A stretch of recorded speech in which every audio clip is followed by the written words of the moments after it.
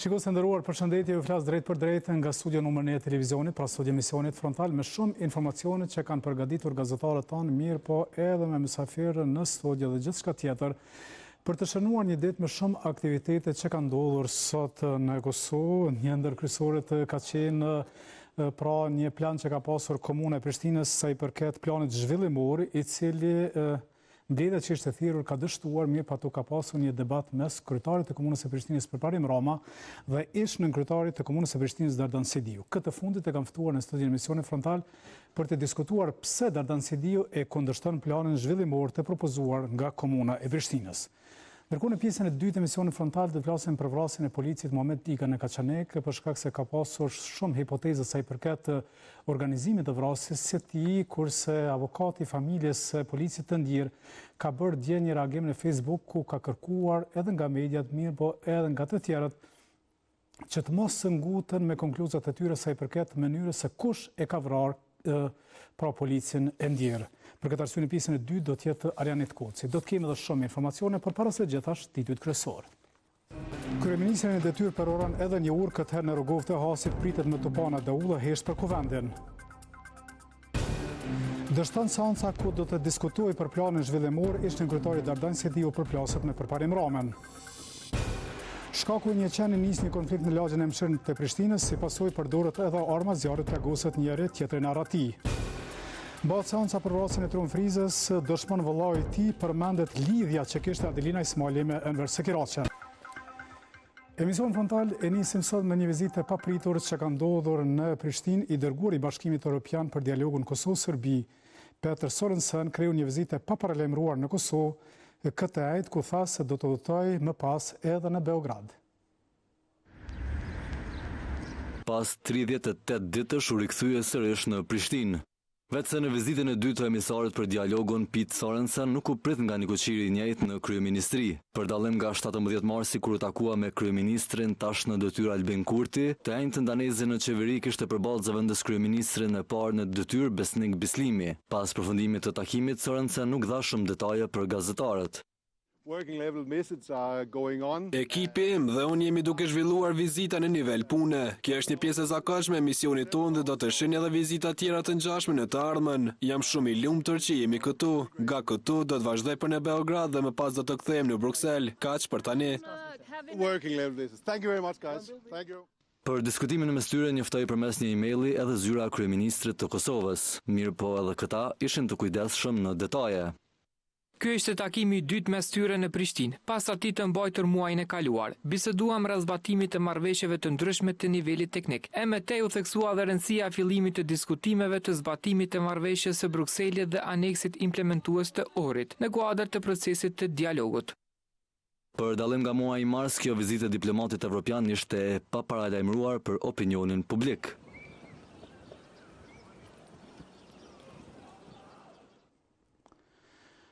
Ndërkohë, kryeministri në detyrë e Republikës së Kosovës Albin Kurti, pas saradranit të Stogut, ka përëruar edhe një urë kësaj radhe në Rogov të Hasit.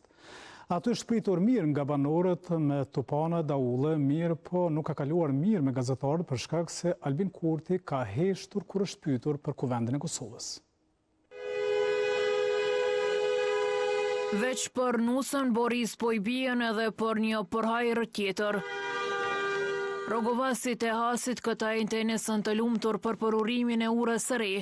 Qytetarëve do t'ju bashkohet edhe kryeministri në detyrë Albin Kurti bashkë me ministrin në detyrë të infrastrukturës Liburn Aliu e zëvendësin e tij Hysen Durmishin. Para këtyre të treve, rruga pranë urës u mbush me qytetarë që po i uronin njëri tjetrin për urën e re. Aliu me Durmishin bëritën në kohën që ishte paracaktuar në orën 9. E Kurti si që ka zakon gati 30 minuta me vonesë, kur arriti entuziazmi si mungoj për të prerë shiritin e urës së dytë pas asaj në saradran të Stogut të cilat i përuroj. Para banorëve dha detaje për këtë projekt. E cila ka gjersin 10 metra, prej tyre 6 metra e gjys është për automjete, e 3 metra e gjys ka 1 metre 75 në të dy anët është për këmsor.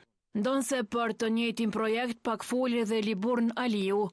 Po ashtu du të them që ura i ka 5 fusha nga 25 metra, pra 125 metra e ndërtuar me traje dhe kompania ka bërë një punë profesionale dhe ne kemi qenë ton kohën në përcjellje të këtyre punimeve. Kurti ishte i gatshëm dhe me shumë dëshirë foli për urën, por jo edhe për konstituimin e kuvendit që dështoi për herë të pestë. Ne ndërtojmë ura, banorët e Rogovës punojnë tokën e shiu është për breqe. Me kaq s'përfundoi në Rogov krisi Tupani e Daulja. Gazimin se fshinin banore që për një vit kishin shumë vështirësi në qarkullim. Ma mirë vërë së kur. Mirë vazhdoj, një shëqy që nga pruni zoti. Rogovasit e hasit e përcollën kryeministrin në tingujt e Tupanit.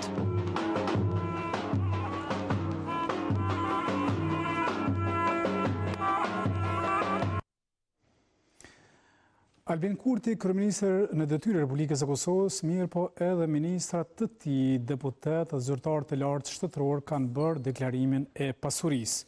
Pra ata janë të detyruar me ligj për ta bërë një gjë të tillë dhe tashmë ka nisur publikimi nga ana e Agjencisë për parandalimin e korrupsionit. Madje njëri prej tyre ka deklaruar se ka marrë kredi për më mbetë gjallë për gazep. Kredi konsumuese për më mbetë gjallë e për gazep. Në deklarimin zyrtar të pasurisë, zyrtarët publik kanë filluar edhe të bëjnë shaka. Ka që jo serios këtë proces të Agjencisë për parandalimin e korrupsionit po e sheh zyrtari financave në Telekom Fem Kelmendi. Në rubrikën e qëllimit të detyrimit financiar, ky po ashtu shkroi se me shumën e kredisë për 20.000 euro të marrë në vitin 2023 kanë mbyllur 2 kredi aktive që kanë pasur edhe një pjesë e kanë shfrytzuar për konsum bietis. Me serios në deklarimin e pasurisë është treguar ai çudhëhoqje me financat e Kosovës gjatë 4 viteve të fundit. Hekuran Murati në deklarimin e fundit ka bërë publike investimet e tij në letrat me vlerë, duke përfshirë aksione në disa nga kompanitë më të njohura ndërkombëtare. Sipas deklaratës, Murati zotron aksione me vlerë për 66.000 euro në Tesla, Allianz, Volkswagen e Netflix. Përveç investimeve, Murati ka deklaruar edhe një banesë 41 metra katror në vlerë prej 38.000 euro, të blerë me ndihmën e familjes dhe një tokë me vlerë 23.000 euro të blerë nga kursimet. Ai ka raportuar gjithashtu pasuri të luajshme, 16.000 euro kursime në bankë. 2 fish më shumë kursime se Murati ka deklaruar kryetari KQZ-s Kreshnik Radoniqi, i cili ka raportuar para të gatshme mbi 37.000 euro e për prindërit e tij mbi 45.000 euro. Kryetari Komisionit Qendror të Zgjedhjeve po ashtu ka raportuar se i ka 2 banesa në pronësitë të tij, të cilat bashkë kapin vlerën e gati 200.000 euro, si dhe një orë në pronësitë të prindërve në vlerë të 300.000 euro dhe një shtëpi 85.000 euro. Në rubrikën e pasurisë së paluajtshme, kryeparlamentari në largim Glau Konjuca i ka deklaruar 3 banesa, një shtëpi e 90 ari tokë. Në kryetari vetëvendosës ka raportuar 9.000 euro para të gatshme në bankat të Kosovës e rreth 33.000 euro obligime ndaj tyre për kredi. Ndërsa kreu i PDK-s Memli Krasniqi ka deklaruar 22.000 euro kapital vetëm në vepra arti e bibliotek, e rreth 70.000 euro në kriptovaluta. E rreth 700.000 euro pasuri të paluajtshme i ka deklaruar kreu i LDK-s Lumir Abdigjiku e AEAOK-s Ramush Haradinaj ka deklaruar 1.334.000 euro në këtë rubrik duke përfshirë 4 shtëpi e një villë. Një ndryshim në pasurinë e tij pati edhe drejtori i policisë Gazmend Hoxha, i cili deklaroi se vitin e kaluar ka blerë një veturë të re në vlerë prej 32.000 euro. I faleminderit shumë. Kurse kryetari i Komunës së Prishtinës vetëm vlerën e pikturave që i ka e ka llogaritur me miliona euro. Sidoqë tjetër kronika në vazhdim nuk do të flet për pasurinë e tij, mirë po për një plan strategjik, plan zhvillimor që ai ka bërë për Komunën e Prishtinës, mirë po sot ka dështuar seanca ku do të diskutohet për këtë plan. Me iniciativë të kryetarit u thirr seancë e jashtëzakonshme. Kuvendi Komunal i Prishtinës të Enjtën u mblodh për të diskutuar mbi planin zhvillimor komunal 2025-2033. Që përkon me miratimin e planit zhvillimor komunal 2025-2033. Kryesuesi Ajet Brajshori është i bindur se secili antar e ka pranuar ftesën për të qenë prezent. Ftesën së bashku me pikën e vetme të rendit të ditës, sigurisht e keni marrë, për këtë mbledhje të jashtëzakonshme ju është dërguar me kohën nga zyra e kuvendit. Derisa shërbimi i kuvendit numëronte ata që janë në sallë, Brajshori u përkujdes që të rikujtonte se mbledhja su thirr për miratim të planit zhvillimor. Nuk ka të bëjë me miratimin e planit, por me diskutim publik. Kanë të drejtë të gjithë qytetarët bizneset. Por me 21 asamblistët në sallë, ky diskutim nuk u zhvillua në mungesë kuorumi, andaj edhe dështoi. Këtë bojkot të VV-s e PDK-s që janë opozit në kryeqytet, kryetari Përparim Rama e quajti bllokues. Nuk i kishim ata asamblejist sot këtu, asamblejist të cilët janë të votuar nga qytetarët e kryeqytetit, të cilët po shoh edhe shumë postime që thirrën në jo transparencë, pra thonë që nuk ka transparencë. Domethënë është e kundërta prej asaj çka ne po kërkojmë që 1 vjet e gjys. Por përplasja më e madhe u bë mes tij dhe ish-nënkryetarit të Prishtinës Dardan Sejdiut. Ai u paraqit në seancë me qëllimin për të bërë pyetje. Sa lagje vizitojmë procesit kryetari? Një numër i madh i lagjeve tonë kohë. Ne vizitojmë lagje, kemi vizituar të gjitha lagjet. Të gjitha lagjet. Lagje kanë po planin. Po ja që njerëz si ti që japin dezinformata, që i rrajnë njerëz si ti që i rrajnë të gjithë qytetarët e kryeqytetit. Për këtë bojkot, asamblistët e VV-s kishin njoftuar një ditë më parë, megjithse edhe të njëjtën u arsyetuan.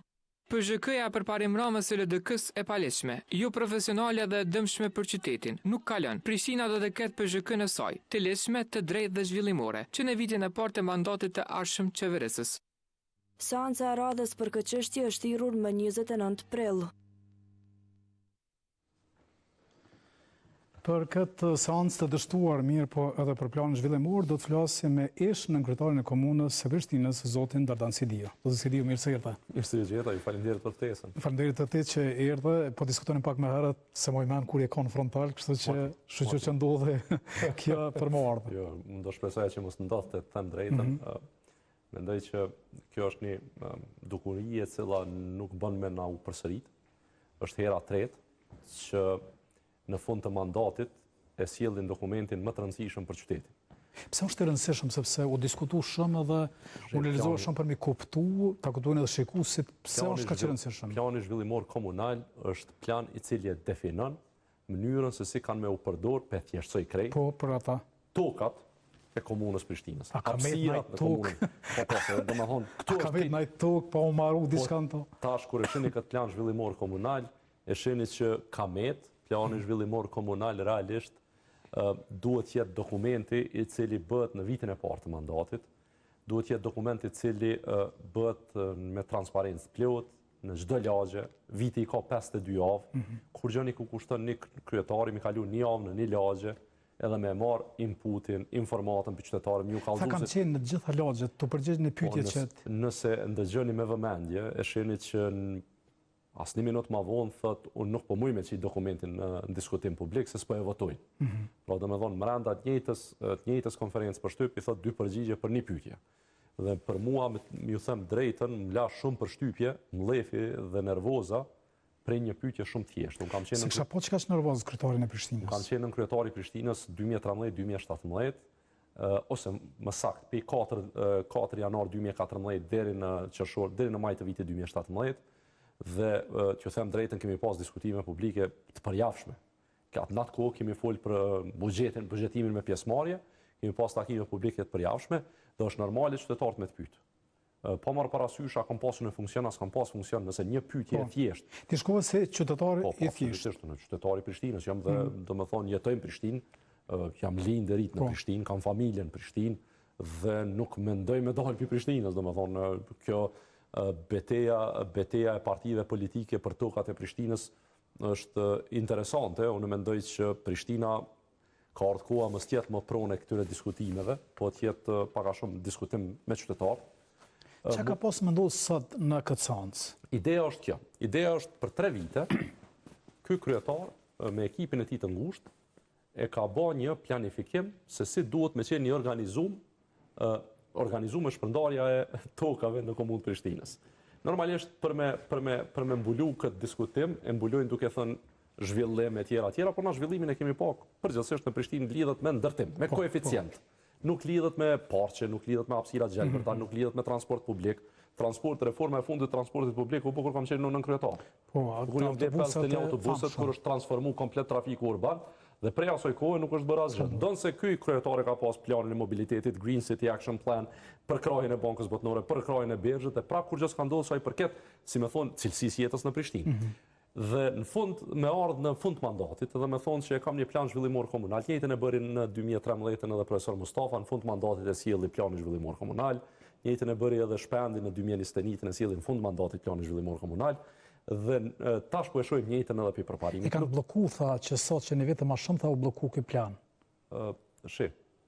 Unë e kam me thonë drejtën, tash ma sesion politik drejt për drejt përfshime, kam pa një dukuri të theksume në politikanët që janë sot në skenë dhe në pushtet. Ndryshe ishe për distancë. Po, dhe me thonë, ankohen, arsyetohen dhe akuzojnë. Dhe me thonë, nëse shini këtë konferencë për shtypsët, mas pari akuzaj, tani u anku, edhe në fund u arsyetu. Dhe me thonë, nuk bëhet kështu. Qyteti kërkon angazhim të përditshëm me qytetarë. Nuk mundesh më mshelë në zyre me 3 veta, edhe me bërë një plan për Prishtinë, me vizatu vija. Kush e ka bërë këtë plan? Nuk e di, sepse ka qenë komplet jo transparente. Dhe me thonë, është komplet jo transparente. Ekziston një vendim i këtij kryetari, ku të gjithë drejtorët komunal bëhen pjesë e një komisioni për draftim të planit. Dhe është mirë me na tregu sa herë u mbledh ai komision. Sa herë u mbledh ai komision për me diskutuar këtë plan. E dyta, ky kryetar e ka marrë një draft dokument nga qeverisja e kaluar, që është një plan zhvillimor komunal, i cili s'ka kaluar për shkak se ka qenë në fund të mandatit. Dhe për atë plan zhvillimor komunal është bë një vlerësim strategjik mjedisor, se kështu e kërkon ligji. Dhe ky tash e ka ndruar komplet planin zhvillimor, por nuk e ka marrë vlerësimin e ri strategjik mjedisor, po munohet me dokument vjetër me shty përpara një dokument për cilin s'ka bua as diskutime publike. Dhe nëse i shihni reagimet e qytetarëve, jo reagimet e temi atyre që janë të përfshirë. Nëse i shiqoni me vëmendje, shihni që shumë prej tyre tregojnë që asnjëherë se kanë pa kryetarin në lagje tu e fol këtë temë. Po, ndonë sekretari tha që kam qenë. Po, nasi e kujtoj jo, ne mojnë menon. Ne kemi shkuar në lagje për me diskutu për çështje të infrastrukturës, çështje të problemeve që mund me pas me ndriçim publik, me ujëra të zeza, me infrastrukturë rrugore, me nevoja për qendrat mjekësisë familjare, për shkolla e tjera, asnjë shkollë çu bë. Edhe, domethënë, këtu i bën se kjo është obligimi joti, po kjo nuk përfshihet në diskutim për plan zhvillimor komunal. Plani zhvillimor komunal kërkon që për secilin kapitull në plan ti më bën një diskutim publik. Përtej kësaj që është kërkesë ligjore, mja bën një tik është e pamjaftueshme. Duhet secili prej qytetarëve me qenë i angazhuar, i involvuar, kur e shohin kryetarin që po vjen, po flet për temën, ata angazhohen. Kur nuk shohin, kur je i mbyllur, kur mundohesh me dokumentet kaluara, me kalu një dokument ekzistues, një dokument që pretendon që është i mirë, atëherë përbes nuk është mirë, edhe për ka aspekti politik nuk mendoj që është mirë. Pra nuk bën fund mandatit me prut dokument që e definon 10 vjet të ardhshme. Çka tash nëse nuk zgjidhet ky kryetari tjetër që vjen prapë me kalu në për të njëjtin procesa? Domethënë duhemi më mësu një herë që një herë për gjithmonë që qytetet në të cilat jetojmë nuk janë veç toka për ndërtim, janë vende për jetë. Domethënë mu po më duket që e kemi tepruar me diskutimin. Nuk ka thonë veç për ndërtim, sepse e thanë deklaratë thotë ky dokument është një rrezitë e madhe për kryeqytetin në shumë sfera, në aspektin e edukimit, si zhvillohet edukimi, mësimin e kryeqytetit, në aspektin e shëndetësisë, si shërbejnë qytetarët e kryeqytetit, në aspektin e zhvillimit rural. Domethënë nuk është veç kjo pjesa e ndërtimit. Nuk është. Absolutisht nuk është. Po atëherë le të na kallëzoj si mundet Prishtina me pas 2 milion banor me planin për cilin aty është hyrë përpara. Ky plan krijon hapësirë ndërtimi për 2 milion banor. Sa i ka Kosova?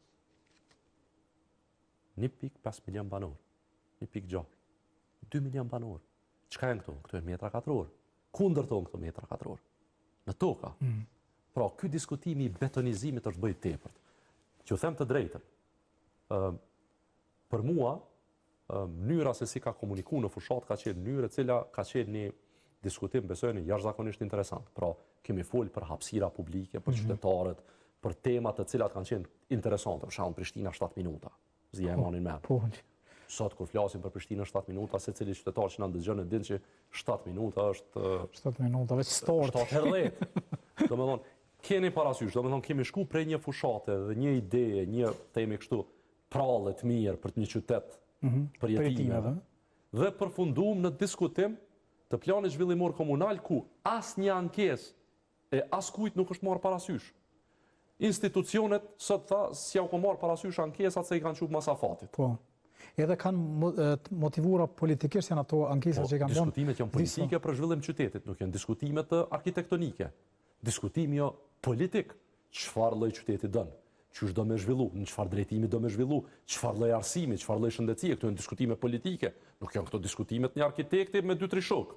Domethënë, për atë arsye kërkojmë transparencë, nëse ka pas, që na se pas kem pa, jetojmë këtu, po se kena pa. Let na i tregon proces verbalet e takimeve. Let na i tregon numrin e takimeve, let i qet fotografit, let i qet komentet të cilat i ka marrë për bazë dhe i ka integru në plan zhvillimor komunal. Dhe tjetra, po besoj që, sinqerisht po besoj që nuk kemre nevojë në pyetje tjeshta me reagu me sulme ad hominem. Aman, një dikush i cili përgjigjen e parë ka ti e rëndës. Po të tha ty. Po ti e rëndës, nuk e kuptoj qa ka lidhje, ai koment, ai sulm ad hominem, me pyetje tjeshtë në cilat logjik i qenë. Kur të dënë, se cili prej gazetarëve, se cili prej njerëzve që ka durim, unë jam i gatshëm të flasë për 3 vjetë qeverisje në komunë të Prishtinës si nën kryetar. Dhe t'ju kallëzoj për transportin, reformën në transport publik, për reformën në ndërmarrje publike banesore. Sot Prishtina i ka 600 hymje të reguluara të menaxhura për ndërmarrjes publike banesore. Të flasim për qendrat e mjekësisë familjare, reformimin dhe transformimin që jo kemi bërë qendrat e mjekësisë familjare. Të flasim për digitalizimin e shërbimeve publike, të flasim për tema që i kemi bërë për ato 3 vjet. Unë jam i gatshëm si ekipi përgjegjësisë. Normalisht shikon faje. Pra secili akter në shoqëri, në qytet, e ka themi kështu një pikë që i ka met që ka mujt me shtyje dhe më shpejt ndoshta edhe më shumë. Po për ato 3 vite so kam qenë nën kryetar. Flasin edhe punëtorët e ndërmarrjeve publike, flasin edhe punëtorët e komunës, flasin edhe qytetarët që i kanë përcjellë ato 3 vite, unë kam një vistër të gjërave që i kemi shtyr përpara. Ndërmarrjet publike kur e kemi marrë qeverisjen, kanë qenë pranë bankrotit. Sot transporti publik është kryesori në organizimin e lëvizjes qytetarëve për Prishtinë, edhe prej asoj dite, prej atij mandati, deri sot asnjë autobus nuk u ble. Kredia është gati. Tek javën tjetër kam e qitë një dokument të rëndësishëm për transport publik në kuvend komunal. Javën tjetër, në fund mandatit, kam ujtë me qitë para 2 vjete kur i ka kalu trafikut urban leja për përdorim të pronës. Pra, ka kësi gjana të cilat për mua janë me pikpyetje. Pra, pse një plan ka që rëndësishëm, që e definon Prishtinën për 10 vjet, bëhet pa transparencë, pa dokumentacion publik, dokumentacioni qohët dhe pashpi disa asamblejistave që e kanë pas problem me shkarku, dokumenti ka 300 faqe. Që po supozojmë kaloj sot? A është normale për 30 ditë 300 faqet një dokumenti strategjik diskutohen? Kjo është veç një tik, kjo është rruga për me kalu një dokument për me, si me thonë, me shti në funksion për nevoja të biznesit. E që ato pikpyetje që po thu që janë në krejt këtë situatë? Në çfarë aspekti? Që tha ka pikpyetje krejt kjo, pse kjo mungesë e transparencës, pse kjo përpjekje në fund mandatit. Do me thonë, pse duhet me pas problem me bo pyetje, pse duhet me pas problem me qit dokumentat, pse është problem kjo? Jena të folë për jetën e Prishtinës, qytetarëve të Prishtinës. Pse është problem? Pse duhesh me reagu, pse duhesh mund zë kështu? Pse duhesh me mshef, pse duhesh me akuzu krejt botën? Sepse po thotë po bllokojnë vazhdimisht. Që në vit të sotha u blloku që ky plan. Po pse? Pse u blloku? Le ta kallëzoj pse u blloku. Pse s'janë dokumentet publike? Pse nuk janë? Pse nuk po na tregon në lagjet e Prishtinës, në rrugët, në zonat urbane, zonat periurbane, fshatrat e Prishtinës, me biznese, me kanë ka bëu ky dialog. Çka ka bisedu? Le të na i tregon më ato në proces verbale, duhet me pas proces verbal, ligji kërkon proces verbale. Le të na i tregoj komentet e qytetarëve që i kanë dhënë. Sa prej tyre i ka marrë për bazë? Për mua, do me thonë që njihem si kritik i vetë vendosjes, mu duk e çuditshme kur tha sot kanë qutha institucionit komente, po unë si ko marrë parasysh se i kanë qujë ashtafatit ligjor. E këne thot që një vjet e gjysë po mblokojnë. Po masi që një vjet e gjysë ka këtu bloku pëse s'pi merve komentet për bazë, është fare e thjeshtë. Po janë jashtafatit.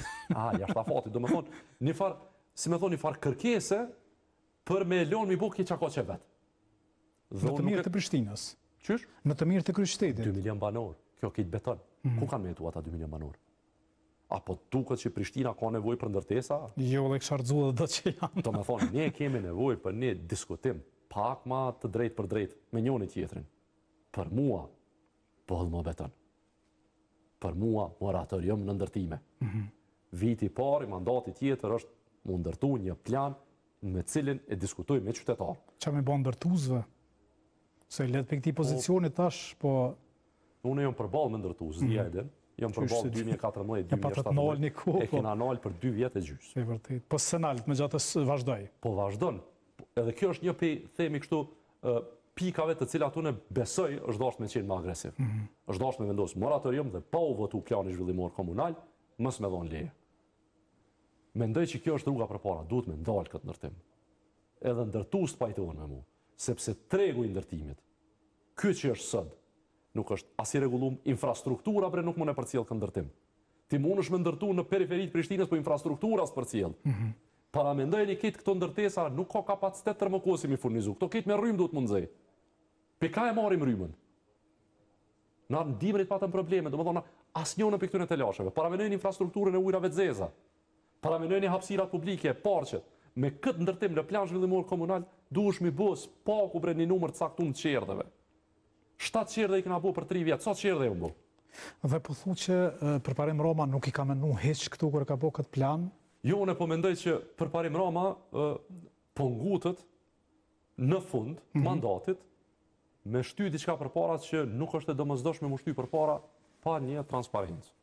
Nuk muna me vlerësu sepse nuk e kom pa procesin. A e keni pa ju procesin? Jo. E qysh atëre vlerësojmë për diçka që s'kemi pa? Në fjalë, na kemi folë për transparencë radikale, kemi folë për qytet me cili komunikon me qytetarët. Unë kam prit dhe kam besu që përparim Rama me atë fushat, me mënyrën si ka komuniku, po ndërton një paradigmë 3. Dhe e kam një mumën e më fushat. E kam një mumën fushat. Normal, si qytetari Prishtinës me konto që kam pas mundësi, kam folë, kam thonë, po besoj që kjo është rruga përpara. Por nuk mundemi me përsërit çdo kryetar në fund mandatit me pru dokumentin që definon 10 vjet të ardhshme, e si dihet ai te kryetar. Tani vjen ai kryetari tjetër edhe është obligueshëm edhe për kryetarin tjetër për shkak nëse veç kalon. Absolutisht. Edhe tash nëse s'është i obligueshëm ai kryetari tjetër me kthy mrapa, me kalu edhe një herë. Domethënë, këtu në thelb jemi të fol për mungesë transparence, mungesë të, si më thon, angazhimit me qytetar. Po fakti që nuk e kemi pa këtë plan, ai bën që ndoshta plani është i mirë, po ne për shkak të mungesës transparencës. Nëse është i mirë, atëherë shumë letë me shty përpara bre. Shumë letë me shty përpara. Do është me na kallzu keq ako që s'ka një dokument 300 faqe me shku për secilin kapitull, që ashtu e kërkon edhe udhëzimi administrativ, për secilin kapitull me pas diskutime publike. Let na kallzoj sa herë mbledh ai komisioni që e ka caktuar vet, se e ka shkarku komisionin e kryetarit kalum, e ka emëru komisionin e vet që janë drejtorët e komunës. Dhe me ata, so herë është mbledh. O letë bre, kena drejtora, mune mimi vetë. So herë ju ka thirë për me folë për plan zhvillimor komunal. Cëllë është kontributi ju? Jenë merë me zgjidhje së shumit. Sot bile unë diva jashtëzakonisht keq, sepse do me thonë sjellja dhe drejtorëve ke për keqardhje. Po, ke për keqardhje, do me thonë. Po ashtu një farë qasje intimiduse, nuk kam nevojë, në kam qenë në zyret kuvendit komunal. Dhe di çka do me thonë mu përballë. Qysh më kthy mas 8 vite në komunë? Po me thonë drejtën, për mu komuna Prishtinës, unë e kam kujtimet mira në aspekt që kemi bo punë, unë besoj shumë të mira, do me thonë kur t'i rendis 3 vjeqarin tim, sa kam qenë aty si nën kryetari Prishtinës, mendoj që kemi bo kapërcimet mëdha. Komuna Prishtinës ka njerëz të jashtëzakonshëm rana. Do me thonë kam punu me ata njerëz.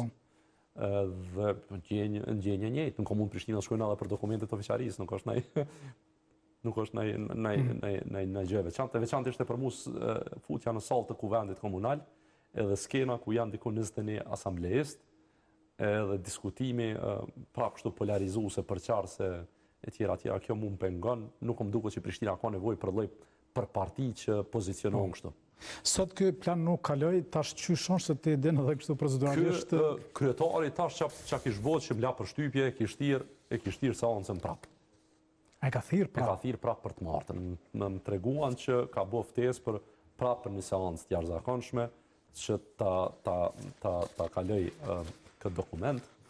E kur kalon, nëse kalon këtë dokument? Atëherë për 30 ditë duni mi dhonë këtë komentet që a i keni, edhe mrena 30 ditë ja bujna edhe një tikë në boks aty, u përmbush edhe këtë kriter, edhe ecin tutje 2 milion banor. Po, këtë plani se me thonë është kushtetuta e Prishtinës. Sakt. E me qika që letësi kalon kjo kushtetut e Krishtit? Me që kaq mos diskutim publik, kjo është brengose. Për faktin që Do me thonë, nuk e kemi pa që i ka angazhu qytetarët, ose është marrë me qytetarë, ose ka insistu me marrë feedback për qytetarëve. Dhe kjo për mua është problemi numër 1. Mungesa transparencës, si me thonë, reagimi i menjëhershëm, kështu ad hominem sulme, akuza koti, pa kokër nevoje për një pyetje tjeshtë, në cilat lagje ke qenë dhe cili është feedbacku. Dhe sot i shisha komentet që njerëz që janë me kredit në këtë qytet kanë një farë, janë figura publike që dhe thojnë në lagjet tonë së konë. Nëse nuk e konë në lagjet njënit, e tjetrit, në cilat ke qenë.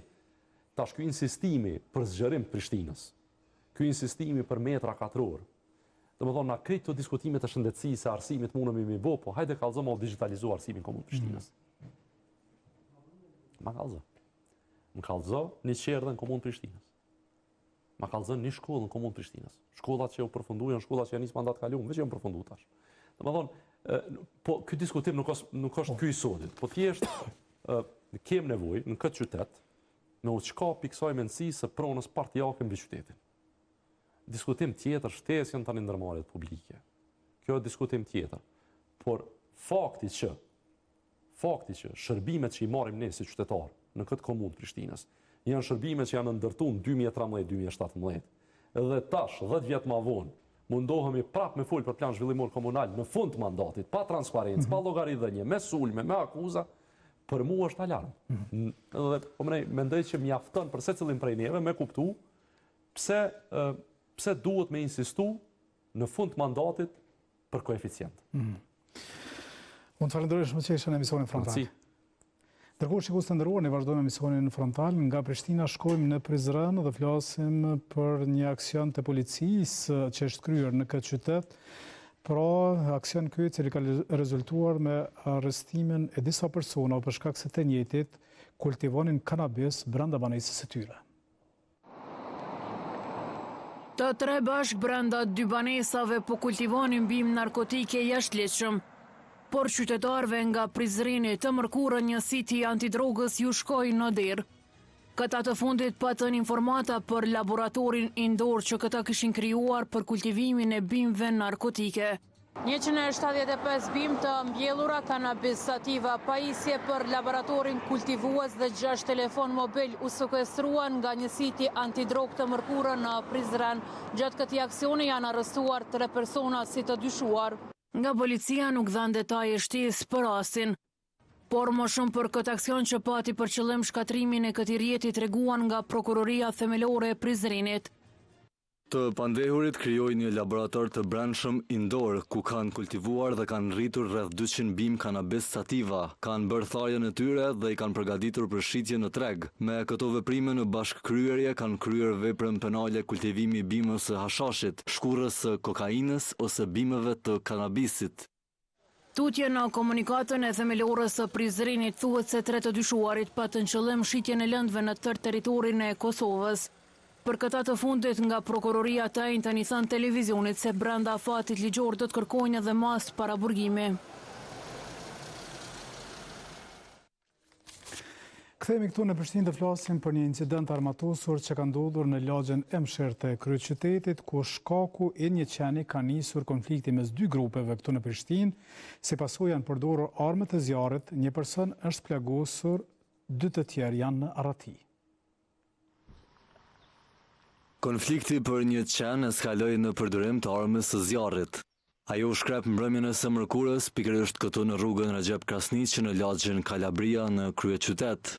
I plagosur nga plumbat mbeti 25 vjeçari me inicialet N.K, derisa të dyshuar për këtë ngjarje janë 2 persona. Njëri me inicialet V.S e tjetri është ende i pa identifikuar. Siç mëson televizioni, 2 të dyshuarit u larguan menjëherë nga vendi i ngjarjes me një veturë ngjyrhiri të tipit Audi. Ata janë ende në arrati derisa policia e Kosovës e cilësoi këtë rast si vrasje në tentativë. Raportohet se viktima mashkull kosovar është plagosur me armë zjarri nga 2 të dyshuar meshkuj kosovar. Viktima është dërguar në QKUK për tretman mjekësor. Rasti është duke u hetuar. Ndërkohë, viktima e këtij rasti mori menjëherë trajtimin e nevojshëm në qendrën klinike dhe universitare të Kosovës. Ai, sipas mjekut kujdestar Arjan Zenelaj, ka thyerje në 2 nivelet të këmbës së djathtë. plagosje me armë zjarri në komën e djathtë.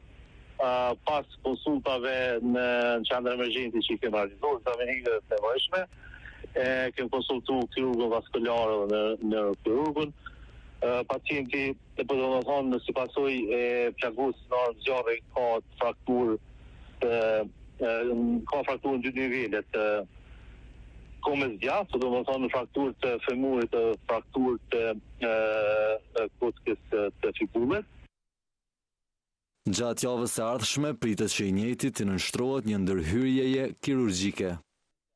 Pacientin do ta monitorojmë gjatë ditëve në vazhdim, edhe gjatë javës së ardhshme planifikojmë që të bëjmë tretmanin operativ.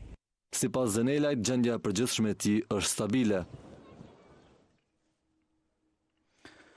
Organizata veteranëve të luftës së ushtrisë çlirimtare të Kosovës përmes një komunikate për media kanë shprehur shqetësimin e tyre lidhur me rastin e Enver Sikiraqës, lirimit të cilit u bë përmes vendimit të gjyqtarit Agim Kuqi. Nga OVL e UÇK-s thuhet se dyshohet se Sikiraqa nga lirimi i tij ka përfituar për të dhënë dëshmi në gjykatën speciale në Hagë në procesin që zhvillohen kundër ish pjesëtarëve të ushtrisë çlirimtare të Kosovës. Organizata veteranëve të UÇK-s e sheh këtë si një akt të rëndë dhe të qëllimshëm që mund të interpretohet si pjesë e një skenari të mirë koordinuar kundër luftës sonë çlirimtare dhe vlerave që përfaqëson ajo. Të japësh liri një personi me të kaluar kriminale, i cili me herët ka shkelur masat e arrestit, është jo vetëm papërgjegjësi profesionale, por edhe cënim i drejtësisë dhe sigurisë kombëtare, thuhet mes të tjerash në reagimin e kësaj organizate.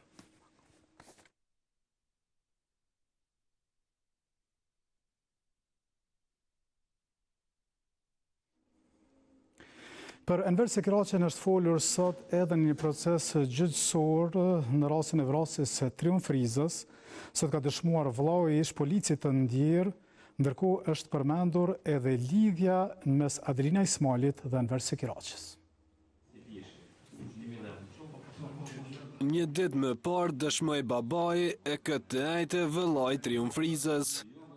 Për vrasjen që u krye me 30 gusht të 2007-s, po vazhdon gjykimi ndaj Ilir e Rahim Abdullahut që akuzohen që marrën pjesë në këtë krim të rënd.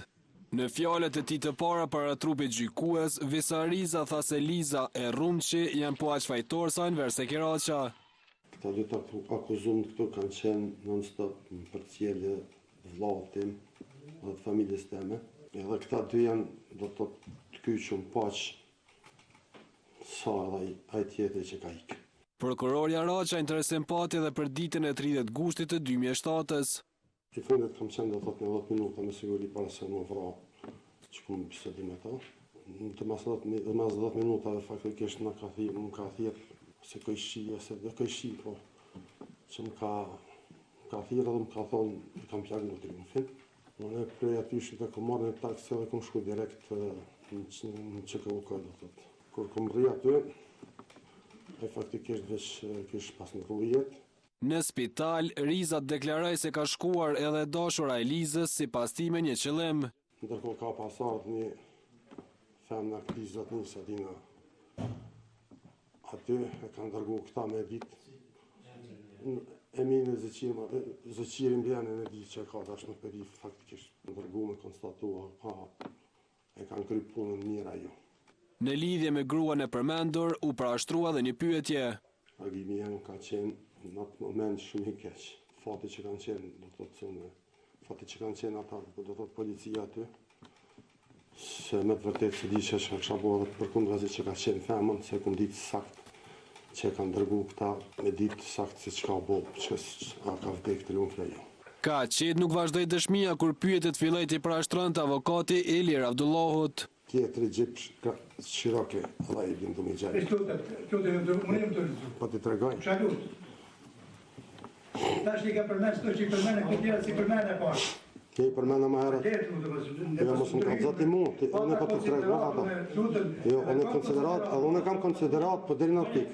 Gjyre gjelbër, këj për një pyrë, sa kjera që dhe ti e të i parë. Tension e sons pati sërish kur avokati Ram Dresha e pyeti se pse sulmoi të dashurën e Lizës.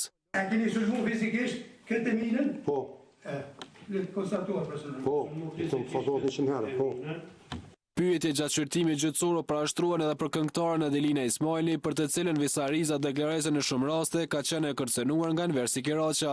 Mi marë pare, Risjan, po si mbas asaj dhe thot gjithmonë po flas, o ka qenë Enver Sikiraqa me grupin e tij.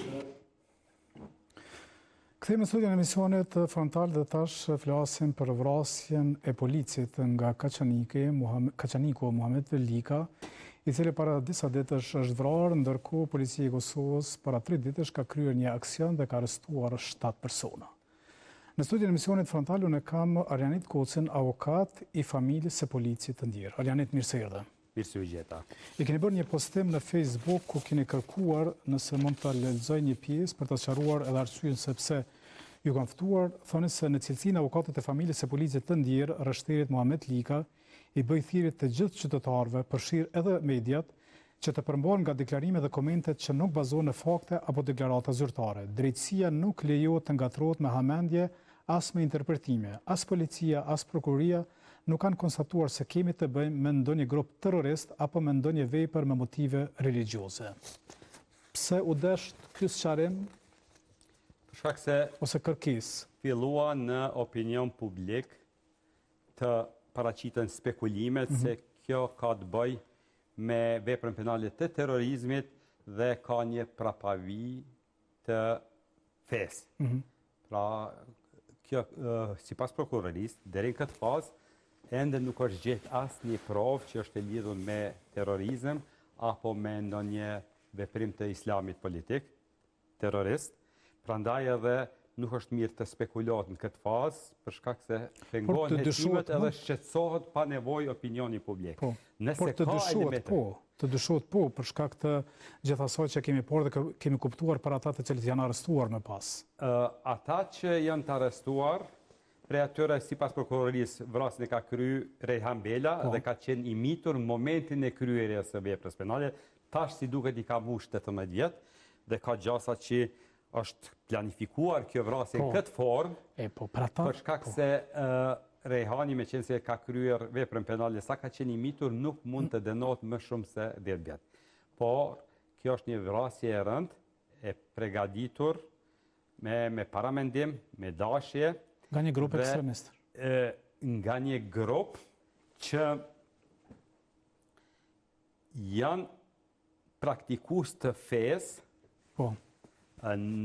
por jo domosdoshmërisht kjo vrasje ka ndodhur për shkak të motiveve fetare. Disa prej tyre, pra Rejhani vet ka qenë i dënuar për dhunim dhe nuk ka shku me vujt dënimin dhe prej 14 nëntorit vitit 2014 ka him fuqi urdhër arresti dhe drejtoritë rajonale kufitare të Kosovës e kanë pas fotografinë e vet, edhe në momentin që kishte tentu me e kalu kufinin, ai ishte arrestuar dhe ishte dërguar në Lipjan, në burgën e të miturve, i ka 2 vjet me i mbajt. Në anën tjetër edhe stacioni policor në Kaçanik. E qyrë fala i dënuar për dhunim, edhe i lënë i lirë më pas? Po, jo e dini si funksionon, ti dënosh në shkallën e parë. Dënosh në shkallën e parë. Dhe derisa ankesat shqyrtohet, në disa raste mund të mbrohet në liri, se e mbron prezumimi pafajësisë, pra prezumohet që është i pafajshëm.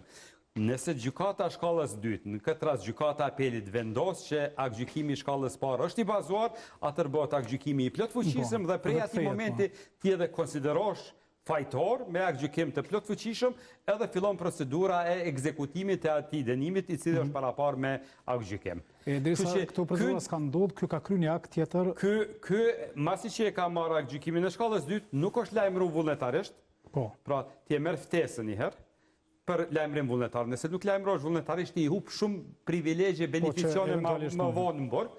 Nuk është lajmëruar dhe tash është ky si duket ka çarkulluar nëpër Kaçanik, edhe ka gjasa që dikush e ka bën ndonjë lëshim profesional se është dashur me arrestu, ku e kam pa. Janë suspenduar 2 policë për këtë çështje janë suspenduar 2 policë për shkak se nuk është zbatuar ky urdhër arrest. Tash hetimet janë në vazhdim e sipër, sipas prokurorisë për momentin. Është vrasje e rëndë me bashkëhyrje, pra me paramendim, por nuk ka elemente të terrorizmit dhe të ekstremizmit fetar. Për atë punë, unë e deshta me qetësu opinionin publik, se me të vërtet është qetësimi madh nëse në pranin tënde ki persona që kryen vepra terroriste. Ta e në mesin tonë Kosova shumë e vogël, unë Kaçaniku në ndi që e kom qëtu afer Prishtinës. 30 minuta shkon në Kaçanik. 30 minuta e në Kaçanik. Që që nëse dalin prova natyrisht se publiku e media gjithë kanë drejt me dit, edhe unë jam i pari që do të informoj publikun nëse gjinën prova që është vepruar prej pozicionit ekstremizmit fetar apo në një pozicion terrorist. A ka qenë, atë sa keni informacion, a ka qenë klienti juaj i përfshirë në hetimin e ndonjë rasti me cilën pra ka qenë duke mirë policia e Kosovës me ato që po dyshohet që është vrasës i policit? Hetimi është në fazën e parë, edhe une nuk mund zbuloj asgjë. Une kam informacione, hetus mundën me pasë dhe ma shumësione, nuk po thonë që i kam gjitha informacionet, po kam mjaftueshëm informacione sa që nuk muj me i zbulu për këtë moment para publikut, për shkak se mund t'i dëmtoj hetimet. Se është thënë që i njëjti pra ky Rejhanas, ç'është pa thënë? Rejhan Bela. Po, ky Bela, ky djali i ri, ka qenë duke hetuar për një veprim që e ka bën djegjen e jo gjykatës, po djegjen e Bredhit vitit 3, disa afishje në për qytet Kaçanikut që mos me festu vitin e ri, a ka qenë diçka e ngjashme? Këto janë krejt pjesë e pistave të hetimit që i bën prokuroria. Unë sot kom biseduar dhe me kryeprokurorin. Prokuroria ka marrë shumë seriozisht, policia poshtë ka marrë seriozisht, edhe përshirni sa efikas kanë qenë. Do të thotë, askush nuk mundet me kry vepër në Kosovë e me kalu shumë letë. Le të dinë të gjithë ata që menojnë. Se cilë person që nuk kryen sa do që ka qenë grup i organizuar, e kanë pas një planifikim para prak, policia është tregu në nivel të detyrës duke përfshirë dhe prokurorin. Absolutisht dhe i përgëzojmë për këta, sepse ju dhojnë mësim të tjerëve që eventualisht dojnë me kry. Mi po flasëm për një organizim të një vrasje. Nuk është shqetësuese kjo? Kjo është shumë shqetësuese, por mos harani. Dhe vrasjen e një polici? Vrasja e policit në çfarë do rrethane është sulm ndaj shtetit Kosovës, është sulm ndaj secilit prej neve, prandaj edhe unë do të kërkoj dënime maksimale. Edhe nëse kanë mendu që kryhet një vrasje e shpëton një person për shkak që është i mitur, ata krejt tjerë që eventualisht janë pjesë e grupit do dënon me dënime maksimale, e varësisht prej kvalifikimit që do ta bëj prokuroria, i cili bazohet në prova që do të mbledhen tash gjatë hetimit, dhe shpresoj që të kryhet sa më shpejt, këtu dikush mund të ketë edhe dënim me burgim përjetshëm.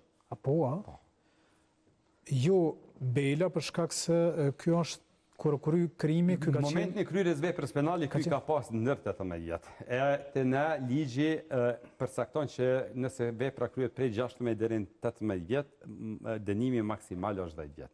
Bile për shumicën e veprave penale është deri në 5 vjet. Edhe më i vogël. Madje nëse një 15 vjeçar e kryen veprën penale, ai fare edhe nuk shkon në burg, po janë masa tjera. Mos të kallëzojmë këto se tani po bëjmë diçka. Po është ligj edhe ligji është publik se mund ta analizojë shikoj. Tha që ju keni biseduar me kryeprokurorin. Sot kemi biseduar me kryeprokurorin. Çka thaj për këtë rast? Që po punohet aktivisht edhe që nuk ka prova që për momentin, nuk do të thotë që nuk dalin prova. Për momentin nuk ka prova se është vepruar prej ekstremizmit, prej pozicionit ekstremizmit fetar, apo ndonjë veprim terrorist.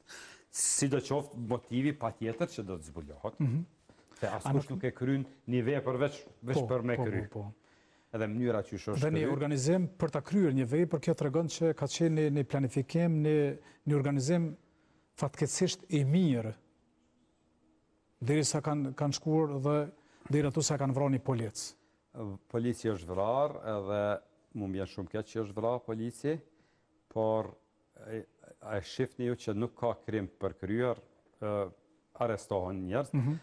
Gjithë këta që janë arrestu për momentin, prezumon të pafajshëm, por ka pas ndonjë provë, ndonjë indicie që prokurorin e ka drejtu në drejtim të veçantë personave. Çfarë provash kish pas prokuroria? Nuk mund të flas në këtë fazë, fare as për prova, po ju keni pa pak në media që është folë që disa kamera e në marë, e është për cilë. Do të thotë, këtë moment unë mund të flasë veç për prova që janë publike. Po, absolutisht. Por me ato prova që janë publike? Me ato prova që janë publike, është pas që është për cilë, janë shëndëru, mas 30 sekundave vrasje është këthyje, e ka njekë dërin hyrje të banesës, një vetur e ka përcjell, kjo gjithë një si pas prokurorisë, e ka përcjell natën, këtë situatën ka qenë me dritat ndalu në natën, po hetust i kanë lidh këtë mozaikun, e kanë bërë si një tërsi dhe është paraqit pasqyra e plotë e kretë ngjarjes. Bas të aty në prova dhe informacion që janë publike, pra ka dëshmit mjaftueshme se ky Bele e ka kryer aktin. Si pas prokurorisë dhe policisë, po, për ndryshe, nuk kishin kërku caktim paraburgimit. Do thotë prokuroria bindet me disa prova në këtë fazë edhe kërkon paraburgimin. Jo jeni angazhuar nga familja? Nga familja, nga 3 vëllezërit e të njerit Muhamet Lika. Kur i takove familjarët? Këto ditë jemi, ata janë edhe jashtë, këto ditë jemi taku. Muhamet Lika për ndryshe edhe ka qenë ushtari UÇK-s, ka dhënë një kontribut shumë të madh për vërdërinë e këtij veni. Këtë shtet ka vazhdu si polis me dhonë kontributin e vetë dhe është një tashëm punë që do të thot ironia jetës. Çka të thanë vllaznia e Muhamedit? Janë shqetësuar ata ende janë në gjendje shoku, nuk e kanë prit këto se nuk kanë pas asnjë problem ata të çfarë do lloj natyre dhe nuk kanë pas asnjë indikacion që ai mund të vritet. Është mirë teksohet që në ato paraqitjet e para policia edhe prokuroria kanë thënë që dyshohet se është vrarë lidhur me punën e vetë që e ka bërë. Pra kjo potencialisht ka qenë duke hetuar ndonjë rast e që është dikush prej këtyre i përfshim. Gjithnjë si pas policisë edhe deklaratave fillestare të tyre. Çka del në hetime sipër, nuk mundem me di, shifeni, vetë hetimi, njëjtë sikur edhe gjykimi është si jeta. Gjithmonë del me një provë, krijohet një situatë e re, hapët një kutije re pa zotë, zgjerohet, del diçka e papritur, diçka e paparashikuar, diçka që të befason shumë. E shohim, sidoqoftë, çka është me rëndësi për publikun është që le të jenë sigurt që askush nuk mund të kryejë vrasje në këtë formë dhe mos mu zbulu. Absolutisht. Se veprat penale nuk mundem mi nalkre. Gjithmonë ka me pas vrasje, ka me pas krime, por është me rëndësi që policinë tonë kemi nivel detyrës dhe asnjë kriminal nuk është i sigurt kur. E kjo është një dekurajim i madh për ta. Këta në afatin në rekord janë zonë. Po, edhe janë zonë, jo është një në zonë 70 që kjo kallëzon për profesionalizmin edhe na jep shpresë ndërmjet qytetarët këtij vendi ku jetojmë. Punë, hetimet po shkojnë shumë mirë dhe unë jam shumë i kujdesshëm në plasimin e informatorëve për mos me i dëmtuar. Po më intereson për shembull, çka të thanë vllaznia për shembull ata sigurisht kanë folë diçka për Muhamedin, kuptimin që kur kanë komunikuar me ta përpara, ka pasur një shqetësim. Asnjë indikacion që mundet. As ka pas Muhamedi shqetësim, as ta nuk kanë pas asnjë indikacion që mundet me ndodh diçka e tillë. Thjesht janë shokuar, ata dojnë që drejtësia me thonë fjalën e vet, edhe natyrisht se ju ka pëlqyer ky qendrimi jam që mos ngutet askush me nxjerr përfundime e konkluzione pa e pasqyrën e qartë se çka ka ndodhur dhe cili është motivi i këtij krimi makabër. A i njefshin këta 7 arrestumit, këta vllaznia e Muhamedit? Po, unë në detaje shumë nuk kom bisedu. Gjasat janë rrallët që nëse se njohin direkt ato janë një vlla, një aq, një daj, një babën, një daj, një aq, se Kaçaniku është i vogël edhe njihemi tonë. Këtu në Prishtinë, një që është metropole, njihemi thuja gjithë e lemon Kaçanik. Po kur do kam pas ndonjë fërkim mes njërin për familjeve të tyre. Kur s'kam pas ndonjë problem. Për atë punë edhe për ta është e papritun. Absolutisht. Por rëndësishme është për ta që ja kanë lënë dorë drejtësisë, domethënë nuk... Ja kanë lënë dorë drejtësisë dhe janë të interesuar që askush i pafajshëm mos mu dënu, po fajtoni me marrë dënimin e merituar. Edhe unë do të insistoj që kujdo që ti vërtetot fajësia me marrë dënimin maksimal, I përmendet ju pra dënimi kapital për burgim përjetshëm. Tash për mënyrën që si është kryer vepra penale, kur përfundohet hetimi dhe ngritet aktakuza, unë besoj që dikush, kushdo që e ka kryer veprën penale, nëse vërtetohet fajësia, e meriton me pas burgimin e përjetshëm. Absolutisht. Nuk mundem një kësi lloj kriminela mi pas në shoqërinë tonë, edhe me kry krime në këtë formë të zyrtarit policor, lidhe me detyrën e vetë si pas policisë edhe mos me marrë dënim ashpër. Si ka ndodhë vrasja e policit? Vrasja ka ndodhë në hyrje, masi që ka kryer orën e punës, në hyrje të banesës, ndrimin e natës, në hyrje e banesës, si pas dënave zyrtare, në orën 23 ka ndodhë vrasja, në hyrje të banesës e ka përcjell, ka shtën me armë edhe ka ikë. Krysi veprës penale, pra vrasësi. Ai ka qenë gjallë, reshteri, deri kur e kanë qenë në qendër mjekësore, po. Nuk e dia ka qenë qendra e mjekësisë familjare, apo ka qenë aty ndonjë spital i vogël në Kaçanik, por si duket aty ka vdek. A ka qenë dikush afër ose në afërsi që e ka në qatë gjendje, ose që i ka ofru ndihmë, ose diçka? Ato janë tash pjesë e hetimit të prokurorisë, dhe besoj që gjitha informatat janë aty. Dhe nuk janë në këtë fazë shumë të rëndësishme, kur plotësohet ai mozaik, kanë mu informu sigurisht publiku dhe ju mediat. Unë të falenderoj shumë që ishe në emisionin frontal. Sigurisht pyeta shumë, unë e kuptoj edhe përpjekjen tonë që mos më zbulu, të ke fundit është interesi të dyve neve që mos zbulu vrasësit të vërtetë edhe me marrë dënimin.